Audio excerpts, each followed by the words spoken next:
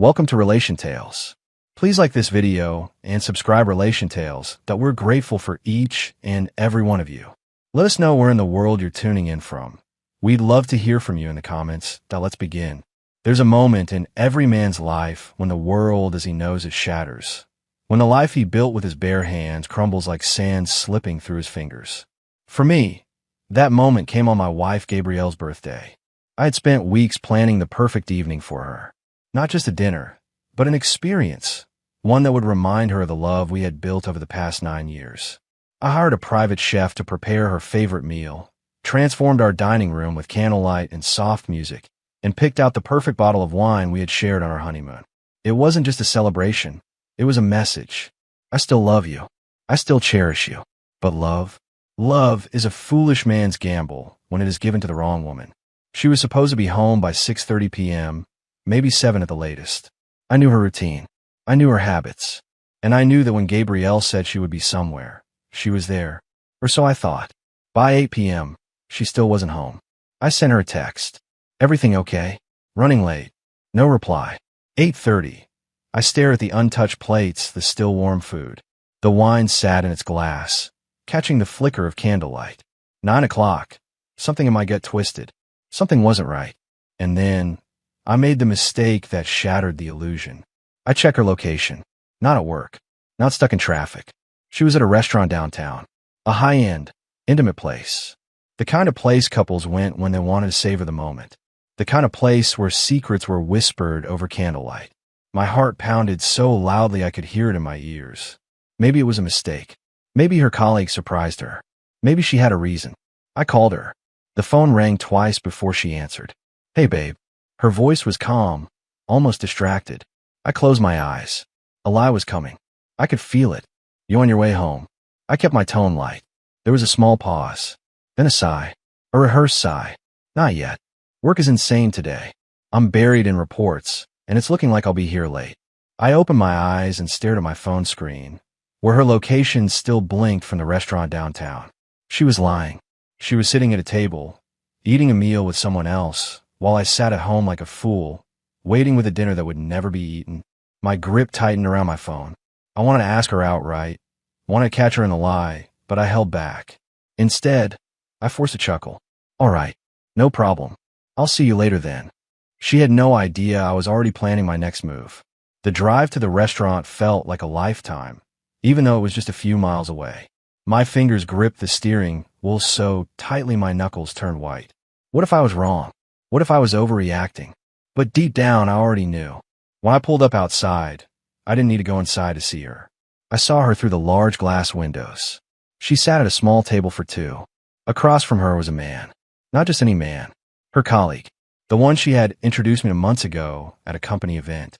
The way they leaned toward each other. The way she laughed at something he said. The way their hands brushed over the table. This wasn't a business dinner. This was intimacy. My hands trembled. I wanted to storm in there, flip the table over, drag him out by his collar. Instead, I pulled out my phone, and I took pictures. She smiled at him in a way she hadn't smiled at me in years. I clenched my jaw. How long had this been going on? How long had she been playing me for a fool? Then, I made my final test. I dialed her number. Inside the restaurant, I saw her phone light up on the table. She glanced at the screen. For a split second, I prayed she would answer. But she didn't. She silenced the call. And just like that, something inside me snapped. She didn't even hesitate. She didn't even think about it. I let the call ring out. Then I took one last picture. And I walked away. This wasn't over. Not by a long shot. By the time she walked through the door that night, it was past 10 p.m. I sat in the living room, staring at the untouched dinner. The candles had burned low, the once warm food now cold and lifeless, just like our marriage. She sighed dramatically as she dropped her bag near the entrance. Babe, I'm so sorry, she said, her voice thick with fake guilt. Work was a nightmare today. The deadline was moved up, and I had no choice but to stay. I hated missing tonight. I turned my head, watching her. So perfectly rehearsed. So effortlessly deceitful. If I hadn't seen the truth with my own eyes, I might have believed her. Might have kissed her forehead and said, "It's okay, sweetheart." But not tonight. I nodded slowly, swallowed down the bitter rage clawing at my throat. "It's okay." She smiled, stepping closer. Then, she kissed my cheek. The same lips that had been laughing with him hours ago. I fought the urge to wipe it away. Not yet. Not yet. I wasn't going to confront her. I was going to destroy her. That night, as she slept peacefully beside me, I made the arrangements. The next morning, I met with a private investigator. If she thought she could fool me, she had no idea what was coming. I wasn't going to just catch her. I was going to expose her. And when I was done, she would have nothing. I barely slept that night. Lying beside Gabrielle, I could feel the weight of her betrayal pressing down on me, suffocating me. She slept peacefully, as if she hadn't just spent the evening with another man, as if she hadn't just kissed me with the same lips that whispered secrets to him. She was comfortable in her deceit. Too comfortable. And that meant one thing. This wasn't her first time. I stared at the ceiling, listening to the sound of her slow, even breathing. How many times had she come home to me like this?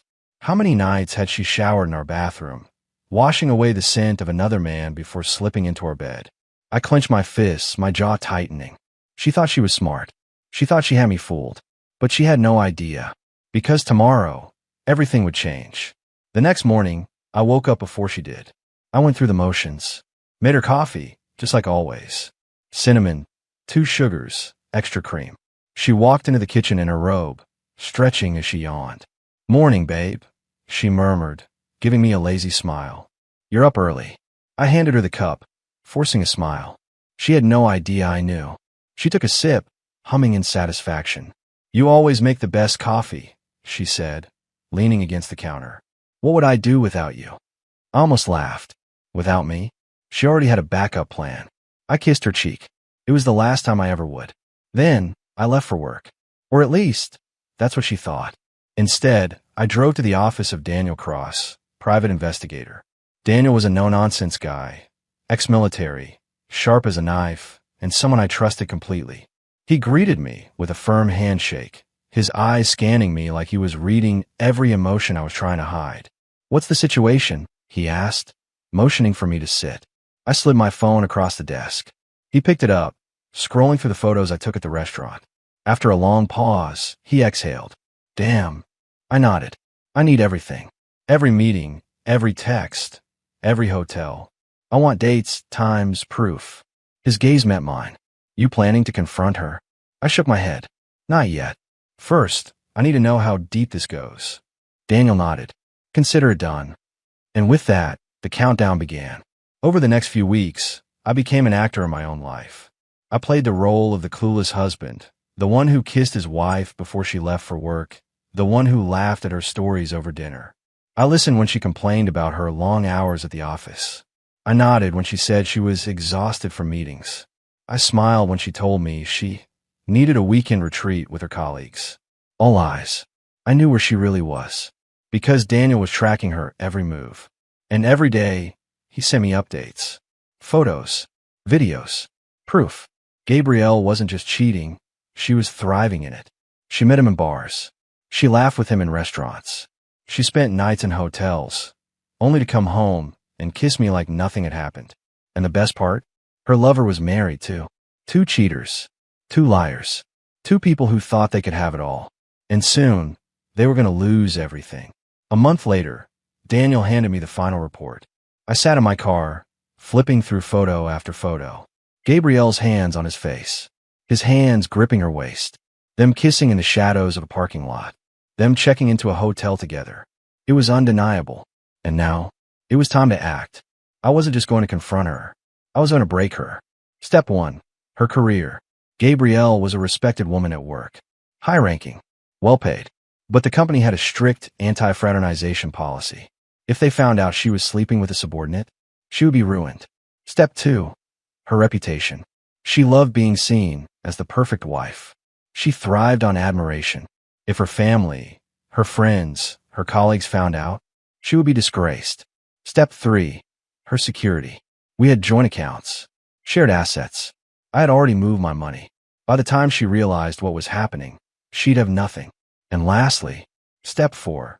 Her betrayal would become her downfall. I had the evidence. I had the power. And I wasn't going to let her walk away unscathed.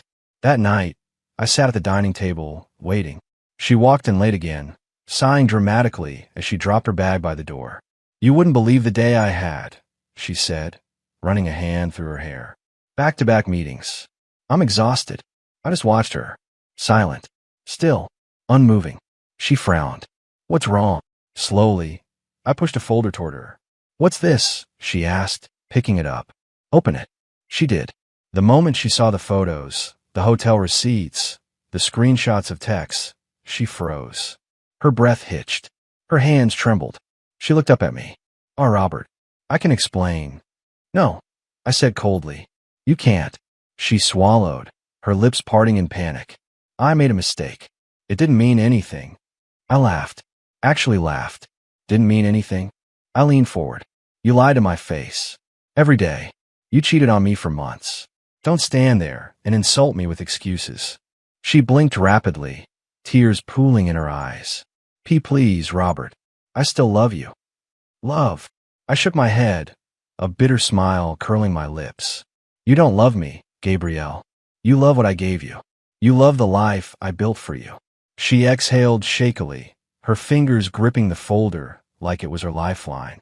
And then I delivered the final blow. "I've sent this to your boss." Her face drained of color. "What?" I leaned back. "They have a zero-tolerance policy for workplace affairs, don't they? I wonder how they'll react when they see proof that their high-ranking executive was sleeping with her subordinate." She staggered back like I had slapped her. "Robert, please don't do this." I tilted my head. "Why not?" She collapsed into the chair, her hands shaking. She finally understood. She had lost, and I wasn't even done yet. Gabrielle sat in stunned silence, gripping the folder like it could somehow undo everything I had just said. Her breath came in sharp, shallow gasps. Panic. Real panic. It was setting in now. "Ew." She swallowed hard, her fingers tightening around the papers. "You didn't actually send this, right?" I stared at her. Let the silence drag. She leaned forward, her eyes wild. "Robert, you didn't send this." It wasn't a question anymore. It was desperation. I smiled. Slowly. "You think I'm bluffing?" She flinched. That was my answer. Gabrielle had spent months lying to me, deceiving me. But now she was realizing the truth. She had lost control. Her hands trembled as she flipped through the pages again, like she was hoping she had imagined it. I can fix this," she whispered, barely breathing. "We can fix this. Please, Robert, just let me explain." I tilted my head. "Explain." I repeated. "What exactly do you think you can explain?" She opened her mouth, closed it. Her eyes darted between me and the divorce papers still sitting on the table. The silence stretched. Then she snapped. "Damn it, Robert." She slammed the folder shut, standing so fast the chair scraped against the floor. The crocodile tears vanished. The guilt? Gone. Now I was seeing the real Gabrielle. "You just want to throw everything away?" She spat. I leaned back, arms crossed. "You mean like you did?" Her nostrils flared. There it was. The truth she had been trying to bury beneath fake apologies. She wasn't sorry she cheated. She was sorry she got caught. I stood up, grabbing my keys. "Where are you going?" she demanded, her voice rising. "We need to talk about this." I didn't even look at her. "There's nothing to talk about." She followed me as I walked to the door. "Robert, please. We can figure this out." I stopped with my hand on the doorknob. Then, without turning around, I delivered the next blow. "Oh, by the way," I said casually, "your lover's wife knows too." Silence. Utter, suffocating silence. I turned just in time to see the color drain from her face. "What?" she whispered. I smirked. "I sent everything to her this morning. Screenshots, hotel receipts, a detailed timeline of all the times you two snuck around behind our backs." Her lips parted. No sound came out. For the first time since this started, Gabrielle had no words. And I wasn't done yet. I stepped closer, lowering my voice. "I wonder what she's going to do now that she knows the father of her children has been screwing his boss in cheap motels." Gabrielle stumbled back like I had slapped her. I walked out the door without another word. And the fun was only just beginning. I didn't go far. I sat in my car across the street, watching the house. It didn't take long. 30 minutes later, Gabrielle's phone lit up with call after call. Her lover's wife had received the evidence. Then, she showed up. I watched from the shadows as a sleek black car pulled up. A woman stepped out, her movements sharp calculated. I had spoken to her once, briefly, just enough to ruin Gabrielle's life. She stormed up the driveway, pounding on the door. I imagined Gabrielle's horrified expression as she opened it. I wished I could hear what was being said inside, but I didn't need to, because 15 minutes later, Gabrielle's lover stumbled out the front door with a suitcase flying after him. His wife wasn't just leaving him. She was kicking him out on the spot. One move, one message, and I had just burned two people's worlds to the ground. The next day, I went to work as if nothing had happened. Gabrielle, on the other hand, not so much. At exactly 9:15 a.m., I got a text. Daniel, she's in a meeting with HR right now. Shit's about to hit the fan. I leaned back in my chair, sipping my coffee. Gabrielle had worked for her company for 8 years, built a reputation, climbed the corporate ladder, and now she was fighting for her job. The company had strict policies against executive-subordinate relationships. When the CEO was handed proof of her affair, they had no choice. By noon, Gabrielle was unemployed. I imagined the moment she walked out of that office for the last time. The shame, the regret, the realization that everything was crumbling around her. And I went out for lunch. I celebrated, because my revenge was still far from over. Gabrielle had always been a woman of control. She was calculated, cold when she needed to be, and always 3 steps ahead in any situation. But now, she was unraveling. Now, she was the one scrambling to keep her life from crumbling into dust. It started with a phone call. I ignored it. Then another, and another. By the 4th, I answered, not because I wanted to hear her voice, but because I wanted to watch her drown in the consequences of her own betrayal. The moment I picked up, there was silence. Heavy, anxious silence. Then a broken, trembling whisper. Robert. I stayed silent, letting her sit in her own discomfort. She exhaled shakily. Please, can we talk? I glanced out the window, watching the city lights blur in the rain. You mean like we talked when you came home late at night? When you looked me in the eye and lied to me over and over? I know, she said quickly. I was wrong. I was selfish. I wasn't thinking. But, Robert, I cut her off. You were thinking. Every time you texted him, every time you made plans, every time you chose him over me, you were thinking. Silence. Then a choked sob. I lost my job. I smirked. Oh, I knew. I know. I said casually. I was waiting for you to catch up. Another sharp inhale. She was unraveling. They escorted me out. Just like that. No severance. No discussion. 8 years. And they threw me out like I was nothing. The irony. That's exactly how she had treated me. I leaned back in my chair. Sounds rough. She let out a strangled laugh, one full of bitterness and disbelief. You're enjoying this, aren't you? I took a sip of my whiskey, letting the silence answer for me. Her voice cracked. Robert, please. You don't have to do this. I tilted my head. Do what? She swallowed audibly. Destroy me. I chuckled. A slow, deliberate sound. Destroy you? Gabrielle, you destroyed yourself the moment you thought you could cheat on me and walk away unscathed. Her breath hitched. It didn't mean anything. It was a mistake. I cut her off. It was a choice. And now, you get to live with it. She sobbed openly now, pathetic and desperate. I let her feel every ounce of helplessness, every drop of despair, every whisper of loss that I had once felt. Please, she whimpered. I can't lose you too. That's when I laughed, truly laughed. You lost me the moment you silenced my call at that restaurant, Gabrielle. I hung up, and for the first time in a long, long time, I felt free. Over the next few weeks, Gabrielle's downfall became a public spectacle. Her company severed ties with her. Her friends, the ones who once admired her confidence and ambition, pulled away. Her family, ashamed. Her lover, gone. Word got out about what happened. The whispers spread.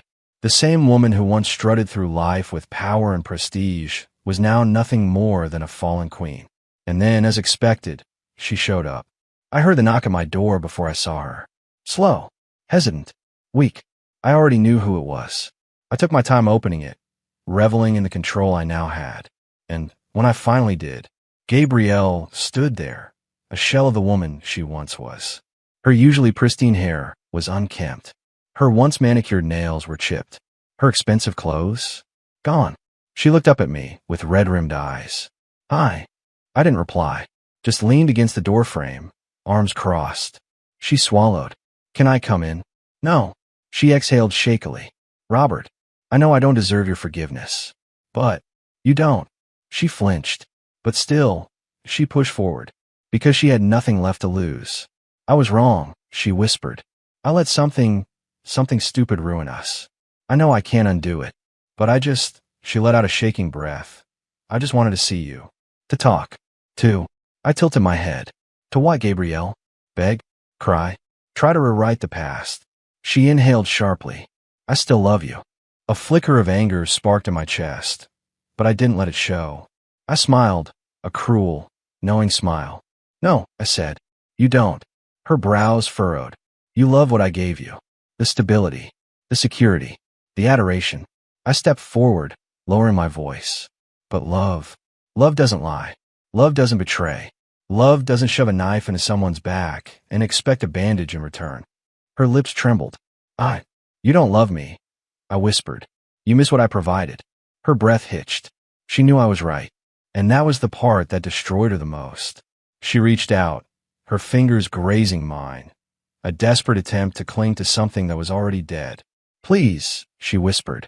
I stared at her hand. Then, slowly, I pulled mine away. You did this to yourself, Gabrielle. Tears streamed down her face. Silent, unstoppable.